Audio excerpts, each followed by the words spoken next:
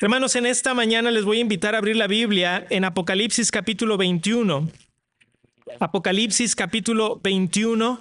Hoy vamos a estar hablando sobre la nueva tierra, la nueva Jerusalén. Apocalipsis capítulo 21 y vamos a estar estudiando varios versículos, pero para iniciar nuestro tiempo de meditación en la Escritura, vamos a leer los primeros 3 versículos de Apocalipsis, capítulo 21, versículo 1, versículo 2 y versículo 3, y con esto voy a orar. Síganme con su vista, yo le voy a dar lectura. Dice Apocalipsis 21:1, dice: vi un cielo nuevo y una tierra nueva, porque el primer cielo y la primera tierra pasaron y el mar ya no existía más. Y yo, Juan, vi la santa ciudad, la nueva Jerusalén, descender del cielo de Dios, dispuesta como una esposa ataviada para su marido. Y oí una gran voz del cielo que decía: he aquí el tabernáculo de Dios con los hombres, y Él morará con ellos, y ellos serán su pueblo, y Dios mismo estará con ellos como su Dios. Vamos a orar. Gracias te damos, Padre Celestial, por permitirnos el día de hoy escuchar tu palabra predicada. Y te ruego, Señor, que al aproximarnos a un pasaje de la Escritura de esta importancia para nuestras vidas, yo ruego, Señor, que en tu misericordia quites cualquier distracción, que nos ayudes a poder proteger este tiempo, tanto para nosotros como para nuestros hermanos. Y que podamos juntos estudiar tu palabra, que podamos juntos crecer y que podamos juntos darnos cuenta de lo que tú tienes para nosotros el día de hoy. Pues lo pedimos en el nombre de Jesús. Amén. Cuando tenía 8 años, leí un libro escrito por Robert Louis Stevenson, una novela de aventuras que se llama La Isla del Tesoro. Es la primera novela de ficción que recuerdo haber leído y probablemente uno de los factores que Dios usó para convertirme en un escritor. Recuerdo la emoción cuando llegué al último capítulo de este libro, un libro relativamente largo, y con mis 8 años, ¿verdad? Estaba yo emocionado porque iba a terminar esta historia. Y no solamente leer ese último capítulo con mucha emoción, sino la última página del libro la leí con tremenda emoción. Y desde entonces, ahora como escritor, uno de los grandes privilegios que Dios me ha dado en mi vida es poder escribir. Ahora yo intento replicar esta misma emoción con mis lectores. No solamente en las páginas del libro, sino en especial la última página. Y no sé cómo transmitirles a ustedes, hermanos, la importancia con la cual un escritor escribe la última página de su libro. La emoción que uno siente, porque a veces es 1 año de trabajo, en algunos casos 5 años de trabajo, y llegar a la última página y escribir esas últimas palabras es muy emocionante. Sobre todo porque es algo que has estado haciendo pues tú mismo. Muchas veces escribes en la soledad, escribes en algún lugar privado y finalmente estás listo para empezar el proceso para que otros también puedan disfrutar de eso que has escrito. Y esto me hace reflexionar en cuánto nos gusta leer un final feliz. Los cuentos que les contamos a nuestros hijos muchas veces terminan así: y vivieron felices para siempre. Sin embargo, sabemos que en este mundo caído y lleno de pecado en el cual vivimos, no siempre es así. Muchas veces vivimos con dolor y sufrimiento, y algunas veces somos nosotros los que vivimos con este dolor y sufrimiento, e indiscutiblemente lo vemos a nuestro alrededor. Pero hermanos, quisiera sugerirles que este deseo por un final feliz viene de parte de Dios. Es un anhelo que tenemos, como una vez escribió el autor C.S. Lewis. Dijo, es el aroma de una flor que no hemos encontrado, es el eco de una melodía que no hemos escuchado, son noticias de un país que aún no hemos visitado. Y en esta mañana, hermanos, quisiera hablarles de este gran final que Dios tiene preparado para sus hijos al estudiar juntos Apocalipsis capítulo 21 y capítulo 22. Y quiero que juntos consideremos tres cosas que este pasaje dice que Dios hará por sus hijos. Tres cosas que Dios dice que hará por sus hijos. Primeramente, Dios morará con su pueblo. Dios morará con su pueblo. Si no están ahí, vayan conmigo a Apocalipsis capítulo 21 y el versículo 1. Dice así la palabra de Dios: vi un cielo nuevo y una tierra nueva, porque el primer cielo y la primera tierra pasaron y el mar ya no existía más. Hermanos, hemos estado estudiando que Apocalipsis es la culminación del plan redentor de Dios. Y aquí el apóstol Juan ve un cielo nuevo y una tierra nueva. Y esta visión que está viendo el apóstol Juan no sucede en un vacío, sino que es el cumplimiento de las promesas que Dios había hecho desde el Antiguo Testamento. Por ejemplo, escuchen estos dos pasajes, se los voy a leer. Isaías 65:17 dice, porque he aquí que yo crearé nuevos cielos y nueva tierra, y de lo primero no habrá memoria, ni más vendrá el pensamiento. O escuchen, por ejemplo, en 2 de Pedro 3:13 dice, pero nosotros esperamos, según sus promesas, cielos nuevos y tierra nueva en los cuales mora la justicia. En otras palabras, esta nueva tierra que está viendo el apóstol Juan es lo que Dios ha estado anticipando desde que perdimos el jardín del Edén en el libro de Génesis por el pecado. Si ustedes recuerdan, en Génesis vemos que Dios hizo los cielos y la tierra, y después Dios en estos días prepara la tierra para la venida del ser humano, y se nos dice que cuando Dios vio lo que había hecho, ¿qué dice? Que era bueno y bueno en gran manera. Y dice que había un jardín al oriente del Edén, en donde estaban nuestros primeros padres, Adán y Eva, y este jardín era hermoso. Ese jardín era todo lo que pudiéramos imaginar en su hermosura.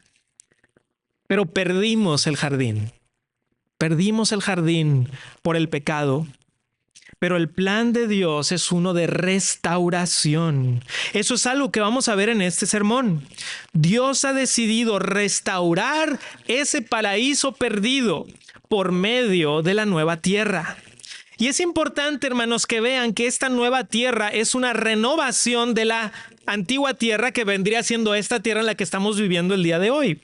Muchos creyentes a veces pensamos, y estoy seguro que muchos de ustedes tienen esta noción, que el destino final del creyente es el cielo. Y así pensamos, el destino final del creyente es el cielo. Hermanos, déjenme les digo algo que vemos aquí en la Escritura. El destino final del creyente es la nueva tierra. Ahora, para algunos de ustedes dirán, ¿qué? Pero yo siempre había escuchado que el destino final del creyente es el cielo, es el cielo. Pero ¿cómo termina Apocalipsis? ¿Qué vimos en el capítulo 19? Cristo y los santos descienden del cielo para comenzar el reino eterno que vimos la semana pasada, el reino milenial con un cuerpo nuevo, con un cuerpo resucitado. Y al final de este milenio está el juicio del gran trono blanco. Y luego, capítulo 21, versículo 1. Vi cielos nuevos y tierra nueva.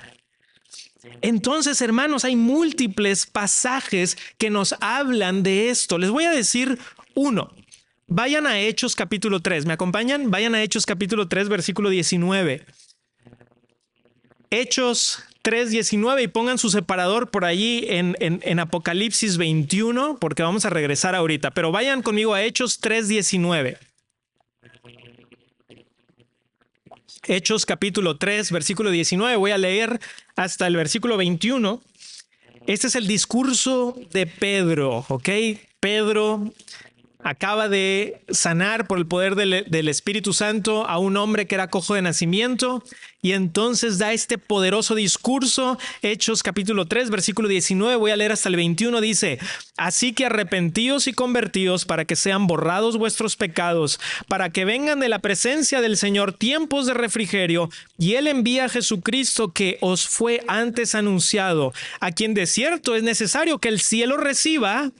Si les gusta subrayar, subrayen esta frase: hasta los tiempos de la restauración de todas las cosas, de que habló Dios por boca de sus santos profetas que han sido desde tiempo antiguo.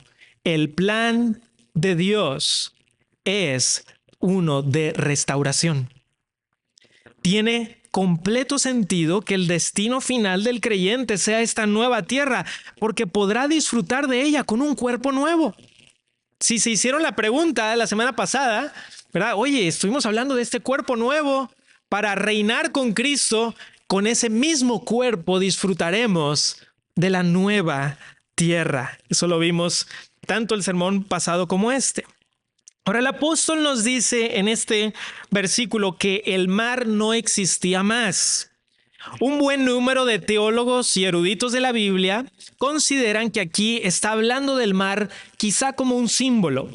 Ahora les recuerdo una vez más que no estamos opuestos a una interpretación simbólica en el libro de Apocalipsis, siempre y cuando veamos razones suficientes para dar una interpretación coherente con la totalidad de las Escrituras.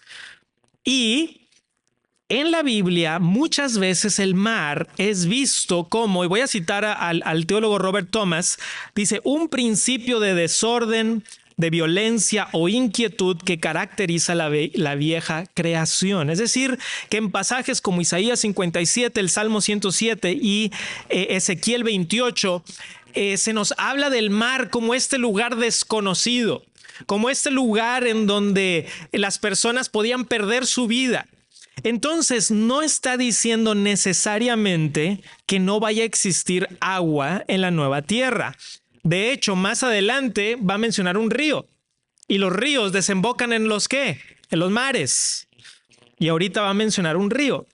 Sino que probablemente lo que está tratando de decirnos es que no va a existir ya el desorden, la violencia, la inquietud, la iniquidad. Versículo 2 dice: y yo, Juan, vi la santa ciudad, la nueva Jerusalén, descender del cielo, de Dios, dispuesta como una esposa ataviada para su marido. Entonces, en esta nueva tierra, hermanos, cielo nuevo y nueva tierra, luego dice: vi descender la nueva Jerusalén. La nueva Jerusalén desciende del cielo. Y una vez más, esto confirma lo que dijimos, que la nueva tierra sucede como una renovación de la antigua tierra, que es en la que vivimos el día de hoy. Hermanos, no voy a tener el tiempo el día de hoy de exponer todas las características de esta nueva Jerusalén. No hay tiempo para eso. Quizá en otra ocasión lo vayamos a hacer. Pero vayan conmigo a Apocalipsis 21. Voy a leer del versículo 10 hasta el 27. Un buen número de versículos por ahí. Apocalipsis 21, del 10 hasta el 27. Escuchen y lean conmigo. Yo lo voy a leer, ustedes me siguen con su vista. En Apocalipsis 21:10. Dice: y me llevó en el espíritu a un monte grande y alto, y me mostró la gran ciudad santa de Jerusalén que descendía del cielo de Dios, teniendo la gloria de Dios, y su fulgor era semejante al de una piedra preciosísima, como piedra de jaspe, diáfana como el cristal. Tenía un muro grande y alto con 12 puertas, y en las puertas 12 ángeles y nombres inscritos que son los de las 12 tribus de los hijos de Israel. Al oriente 3 puertas, al norte 3 puertas, al sur 3 puertas, al occidente 3 puertas. Y el muro de la ciudad tenía 12 cimientos y sobre ellos los 12 nombres de los 12 apóstoles del Cordero. Y el que hablaba conmigo tenía una caña de medir, de oro, para medir la ciudad, sus puertas y su muro. La ciudad se halla establecida en cuadro, y su longitud es igual a su anchura. Y él midió la ciudad con la caña 12,000 estadios. La longitud, la altura y la anchura de ella son iguales. y midió su muro 144 codos de medida de hombre, la cual es de ángel. El material de su muro era de jaspe, pero la ciudad era de oro puro, semejante al vidrio limpio. Y los cimientos del muro de la ciudad estaban adornados con toda piedra preciosa. El primer cimiento era jaspe, el segundo zafiro, el tercero ágata, el cuarto esmeralda, el quinto ónice, el sexto cornalina, el séptimo crisólito, el octavo berilo, el noveno topacio, el décimo crisopraso, el undécimo jacinto, el duodécimo amatista. Las 12 puertas eran 12 perlas, cada una de las puertas era una perla. Y la calle de la ciudad era de oro puro, transparente como vidrio. Y no vi en ella templo, porque el Señor Dios Todopoderoso es el templo de ella y el Cordero. La ciudad no tiene necesidad de sol ni de luna que brillen en ella, porque la gloria de Dios la ilumina y el Cordero es su lumbrera. Y las naciones que hubiesen sido salvas andarán a la luz de ella, y los reyes de la tierra traerán su gloria y honor a ella. Sus puertas nunca serán cerradas de día, pues allí no habrá noche. Y llevarán la gloria y la honra de las naciones a ella. No entrará en ella ninguna cosa inmunda o que hace abominación y mentira, sino solamente los que están inscritos en el libro de la vida del Cordero. Hermanos, esta Nueva Jerusalén tiene algunas características similares al templo que Ezequiel describe en el capítulo 48 del libro de Ezequiel. Una vez más, no tendremos en esta mañana el tiempo para hablar sobre todas estas cosas, lo tendremos que hacer después. Pero, hermanos, en esta Nueva Jerusalén que desciende del cielo, el apóstol Juan nos da sus medidas en estadios, ¿verdad? Que es una medida antigua. Pero, ¿saben cuánto serían estas medidas? Equivaldrían a 2,200 kilómetros de longitud, 2,200 kilómetros de anchura y 2,200 kilómetros de altura. Ahora, es posible que el apóstol Juan esté usando aquí lenguaje simbólico para hablarnos de lo enorme que será esta ciudad. Para ponerlo en perspectiva, si la altura es de 2,200 kilómetros, la capa de ozono se encuentra a 40 kilómetros de altura, mientras que las dimensiones son de 2,200 kilómetros. Para ponerlo en perspectiva, la Estación Espacial Internacional, que está allá arriba de la atmósfera girando, está a 400 kilómetros de altura. Entonces, esta ciudad, con las dimensiones que nos da Juan, tendría más de 10,000 millones de kilómetros cúbicos de espacio. Imagínense esto: si tomáramos este volumen, 10,000 millones de kilómetros cúbicos, si tomáramos ese volumen y lo extendiéramos sobre la superficie de la Tierra, como si fuera una capa de 1 kilómetro, ¿saben cuánto cubriría de la Tierra si hiciéramos eso? O sea, si tomáramos esto y lo esparciéramos, por así decirlo, por toda la Tierra, cubriría la Tierra completa 21 veces. 21 veces. Esto sería cubriendo los océanos, los continentes, las montañas y los desiertos de todo nuestro planeta 21 veces. Por lo tanto, me parece que nos apunta a una ciudad cuyas dimensiones simbólicas nos hablan de que la Nueva Jerusalén cubrirá toda la tierra. Ahora, no me atrevo a dogmatizar en este punto, pero estoy de acuerdo con lo que algunos teólogos piensan sobre esto, y es que la nueva tierra es, por así decirlo, cubierta por la Nueva Jerusalén. Y la Nueva Jerusalén es la nueva tierra. Miren el versículo 3. Dice: y oí una gran voz del cielo que decía: he aquí el tabernáculo de Dios con los hombres, y Él morará con ellos, y ellos serán su pueblo, y Dios mismo estará con ellos. ¡Qué versículo tan hermoso! En el Antiguo Testamento, hermanos, la gloria de Dios moraba en el tabernáculo, bueno, primero en el jardín del Edén, donde Dios se movía con nuestros primeros padres. pero perdimos el jardín. Y entonces Dios le dio al pueblo de Israel un tabernáculo. Y en ese tabernáculo habitaba la gloria de Dios. Y después de ese tabernáculo, Salomón construyó un templo glorioso. Pero ¿saben lo que dijo Salomón cuando terminó de construir el templo? Acompáñenme al segundo libro de Crónicas, por favor. Segundo libro de las Crónicas, capítulo 6, versículo 18. Segundo libro de Crónicas, capítulo 6, versículo 18. Y mientras buscan segundo de Crónicas 6, 18, el contexto es este. Se acaba de construir el hermosísimo templo salomónico. Salomón está dando un discurso al pueblo de Israel. Y estas son una de las palabras que dice en segundo de Crónicas 6:18. Dice, mas, ¿es verdad que Dios habitará con el hombre en la tierra? He aquí los cielos y los cielos de los cielos no te pueden contener, cuanto menos esta casa que he edificado. Y hermanos, cuando llegamos a Apocalipsis, el capítulo que estamos ahorita en el capítulo 21, y en el 22, ¿saben qué me gustaría poder decirle a Salomón? Sí, Salomón, no en ese templo que tú has construido, pero ¿habitará Dios con los hombres? Sí. La respuesta es sí. Años después se destruyó ese templo y se construyó otro templo, el segundo templo. Y cuando los israelitas vieron ese segundo templo y lo compararon con el primero, ¿saben qué se pusieron a hacer? Pusieron a llorar. Porque la belleza del segundo templo no era como el del primero. Pero dice la Escritura que vino nuestro Señor Jesucristo. Y dice en el Evangelio de Juan que Él habitó entre nosotros. ¿Saben cuál es la palabra para habitó entre nosotros en el idioma original, en el griego? Es hizo tabernáculo entre nosotros. La gloria de Dios caminó entre nosotros por unos 33 años. Pero luego el Señor Jesucristo ascendió al cielo y descendió sobre la tierra su Santo Espíritu que ahora habita en nosotros.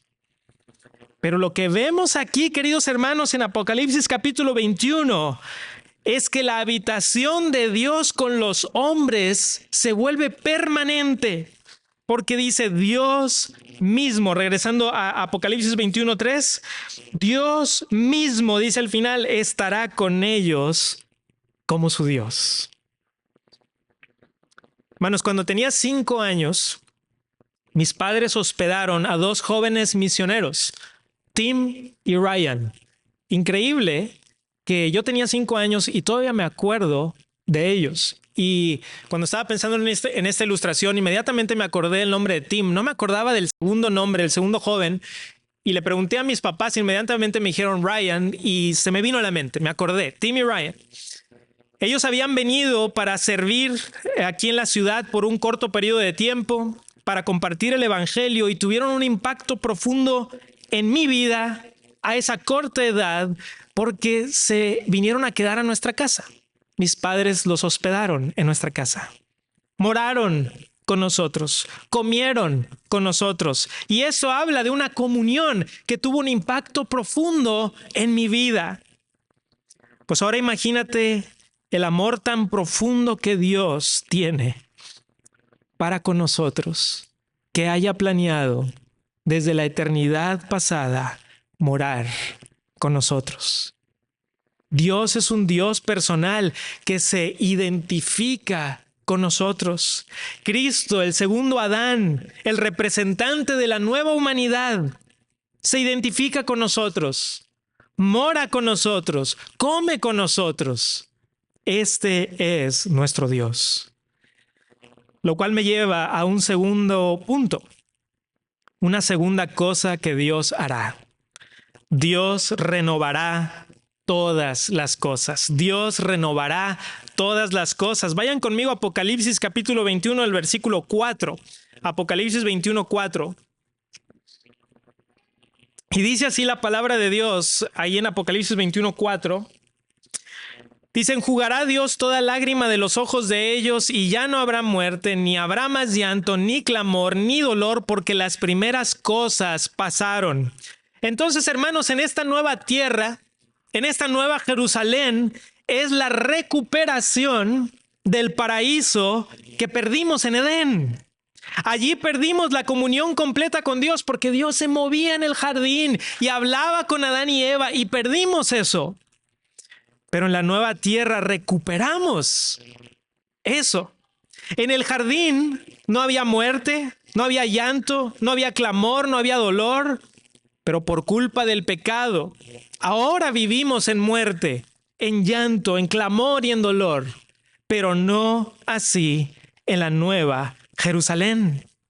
Miren en el capítulo 22, ahí de Apocalipsis, vayan al 22, voy a leer los primeros 5 versos del capítulo 22. Apocalipsis 22 del 1 al 5, y van a ver algo que si no lo habían visto antes, van a decir, ¡wow! No lo había visto antes. Miren en Apocalipsis 22 del 1 al 5 dice, después me mostró un río limpio. Recuerden que les dije que iba a hablar de un río. Dice, después me mostró un río limpio de agua de vida, resplandeciente como el cristal, que salía del trono de Dios y del Cordero. Y en medio de la calle de la ciudad, a uno y a otro lado, estaba el, ¿qué dice? ¿Recuerdan el árbol de la vida? ¿Dónde lo recuerdan? En Génesis, ¿verdad? Génesis. Cuando Dios le dijo a nuestros primeros padres, no coman del árbol de la ciencia del bien y del mal.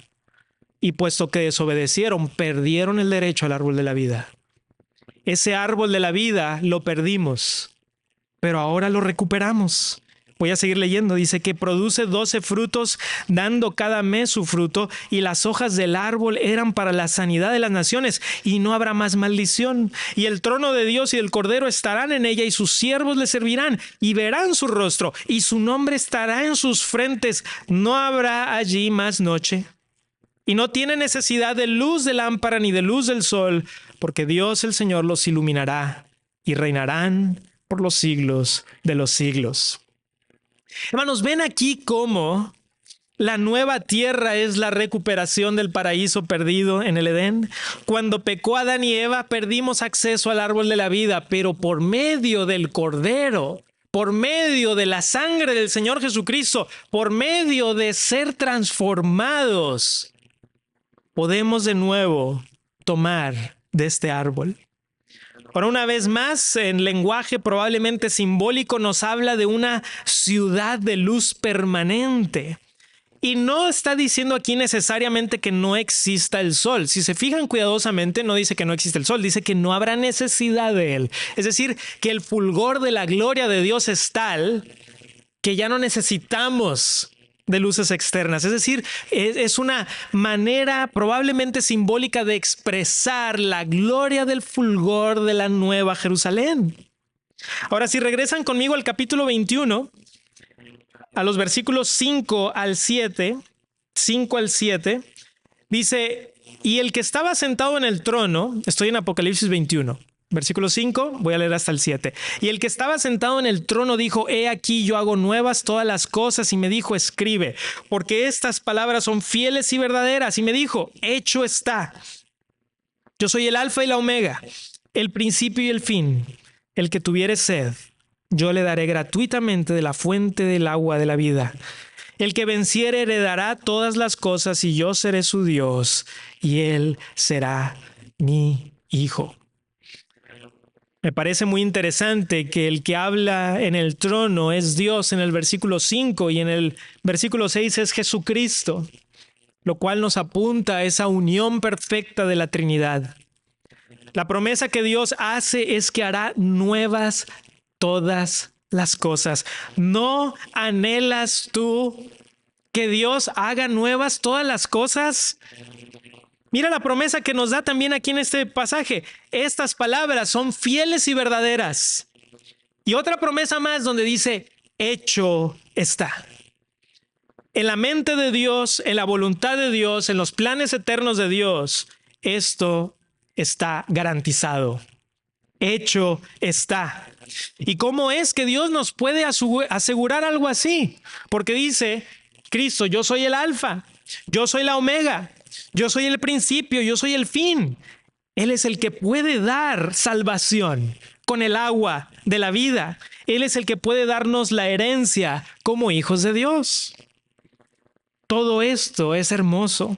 Las promesas son tan increíbles que, como dijo el apóstol Pablo en 1 Corintios 2:9, cosas que ojo no vio, ni oído oyó, ni han subido en corazón de hombre, son las que Dios ha preparado para los que le aman. Querido hermano, querida hermana, pero escucha ahora la exhortación, porque ahora Juan nos va a dar una exhortación profunda y seria. Miren el versículo 8, 21:8, dice: pero los cobardes e incrédulos, los abominables y homicidas, los fornicarios y hechiceros, los idólatras y todos los mentirosos tendrán su parte en el lago que arde con fuego y azufre, que es la muerte segunda. Estos 8 pecados que se mencionan aquí, cobardía, incredulidad, abominación, homicidio, fornicación, hechicería, idolatría y mentira, son una representación de los pecados que los humanos cometen sin arrepentirse. Y la Biblia nos advierte sobre esto. Nos dice, aquí está lo que está preparado para los hijos de Dios, una nueva Jerusalén. Pero luego nos advierte sobre nuestro pecado. Y esa es la advertencia que yo quiero que escuches el día de hoy también. Escucha la advertencia de Dios para con tu vida. Y escucha la voz de Cristo.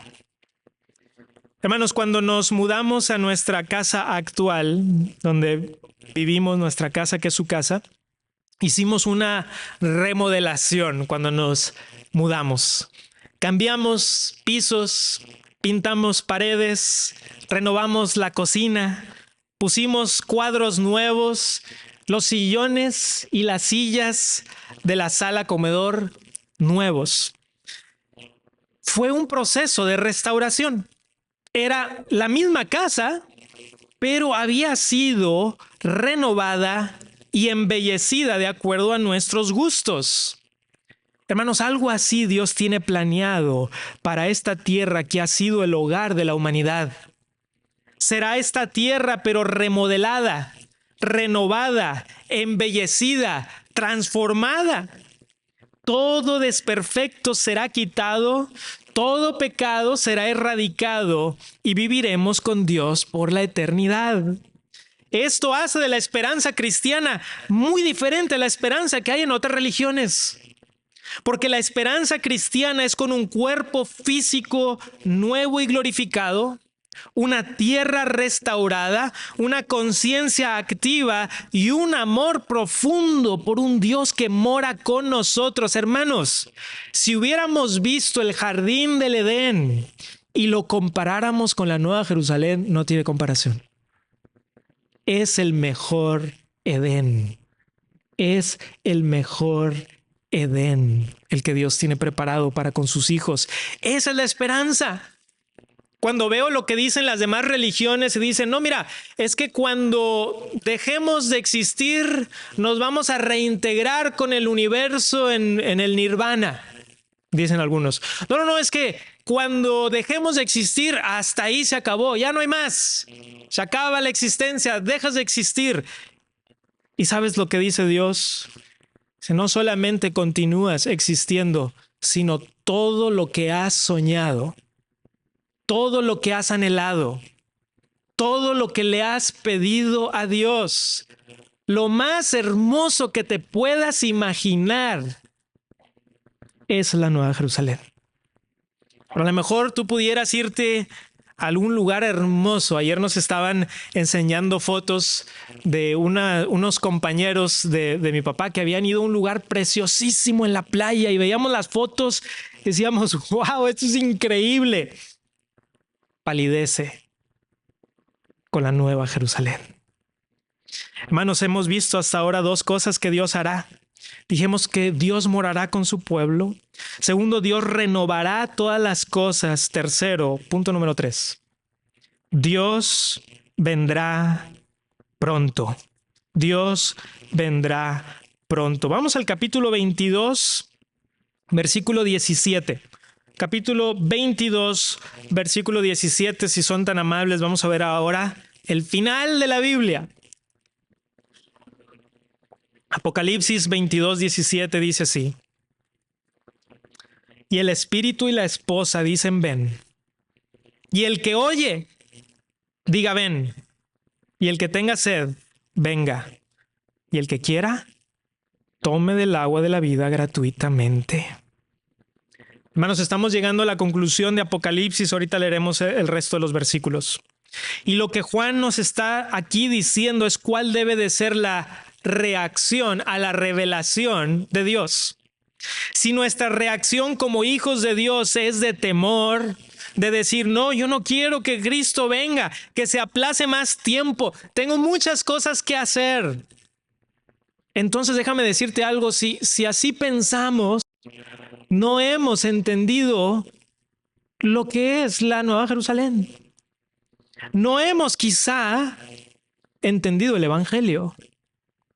¿Recuerdan hace varios domingos que les dije de una persona que se había acercado y que me dijo, hermano Manuel, ¿tú crees que Cristo viene pronto? Y le dije, espero que sí. Y ella me dijo, espero que no, porque leo Apocalipsis y me da mucho miedo. Espero que no. Hermanos, el cristiano, el hijo de Dios, debe decir, espero que sí. Debemos de tener un profundo deseo de ver a Cristo. Porque el Espíritu Santo, dice aquí el Espíritu, y la esposa, que es la iglesia, ¿qué es lo que dice? ¿Qué dice el Espíritu? ¿Qué dice la iglesia? Dice, ven.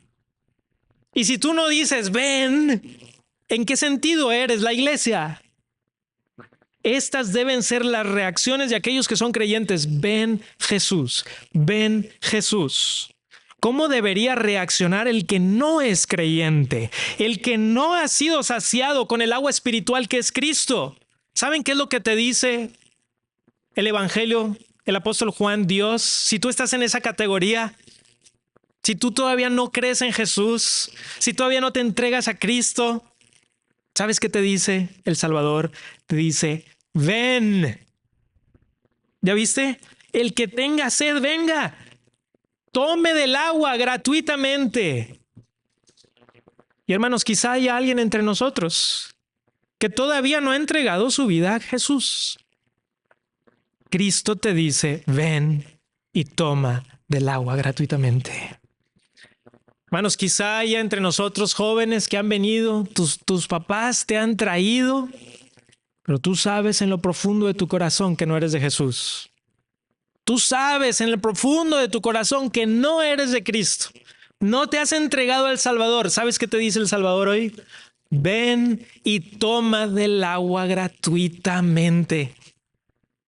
Quizá haya entre nosotros un esposo que ha estado viniendo, te ha traído tu esposa, aquí estás, vengo por ella, vengo porque me dijo, pero tú sabes en lo profundo de tu corazón que no eres de Cristo.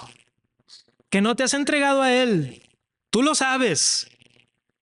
¿Sabes qué te dice el Salvador? Dice, ven y toma del agua gratuitamente. Quizá nos estás visitando hoy. Este es tu primer domingo, tu segundo. Quizás este es tu año 7 viniendo. Pero tú sabes, en lo profundo de tu corazón, que no eres de Cristo. Pues el Salvador te dice, ven y toma. ¿Qué estás esperando para tomar del agua viva? No escuches la voz de Satanás que te susurra en tu oído y te dice, mañana. Así como el faraón, ¿recuerdan? Oye, quitamos ya las plagas. Mañana. Satanás te susurra mañana. Pero Dios te dice hoy. De hecho, dice en 2 Corintios 6:2, en tiempo aceptable te he socorrido y en día de salvación te he socorrido. En tiempo aceptable te he oído y en día de salvación te he socorrido. He aquí ahora el tiempo aceptable. He aquí ahora el día de salvación. ¿Qué tienes que esperar? ¿Qué más tiene que suceder en tu vida? Entrégate a Cristo.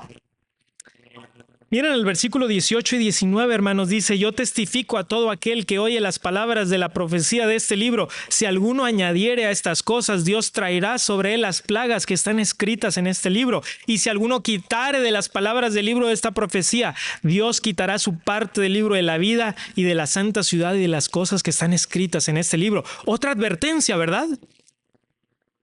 Y hermanos, miren la advertencia. Le agregas a la Biblia, le quitas a la Biblia, y entonces tu nombre no estará en el libro de la vida. A lo largo de la historia se ha buscado agregarle cosas a la Biblia de manera deliberada muchas veces, y se dice: es que la Biblia no es suficiente.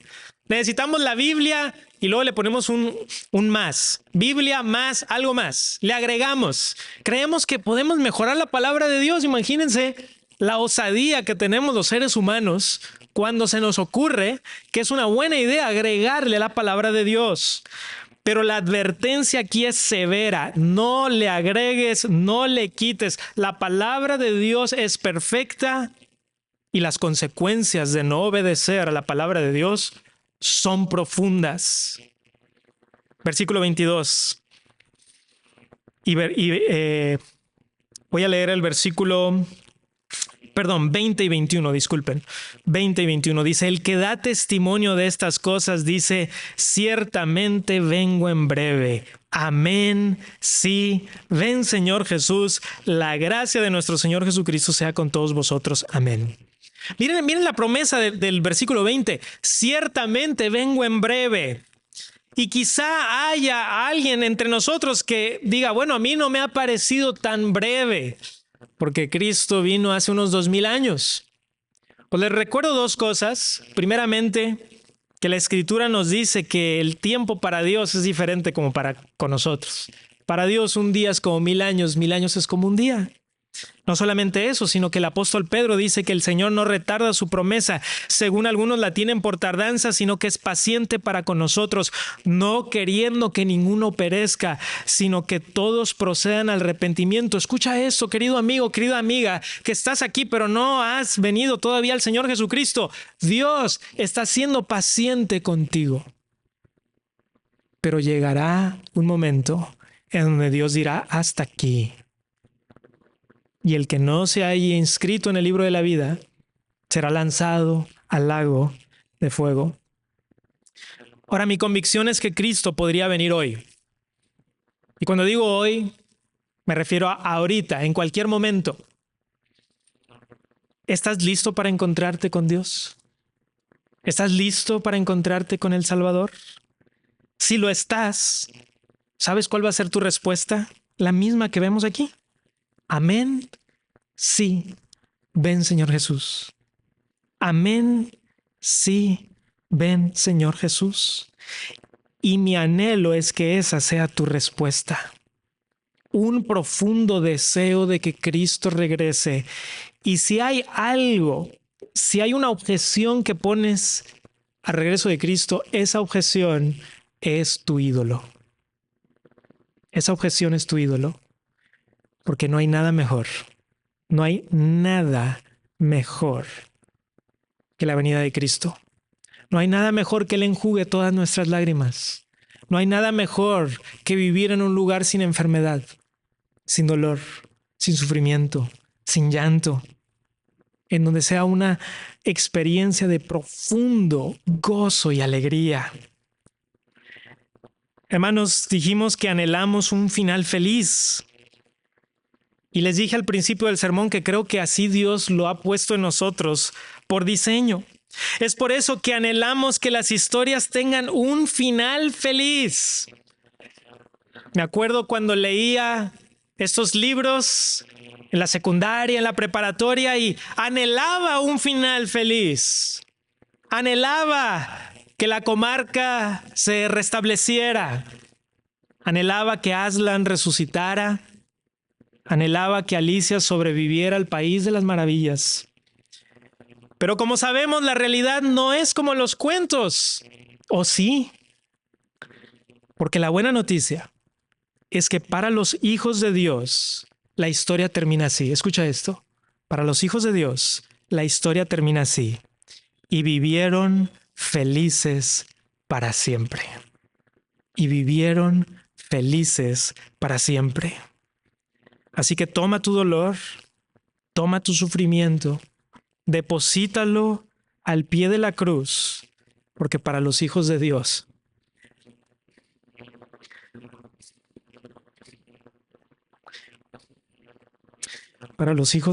todo va a estar bien. Vamos a orar.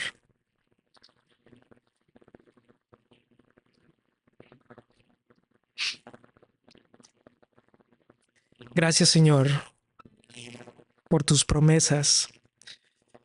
Gracias, Señor, por la Nueva Jerusalén. Peregrinamos hacia ella. Cuando los patriarcas los estabas moviendo hacia a la tierra prometida y llegaron, se dieron cuenta que esa tierra prometida solamente era un suspiro.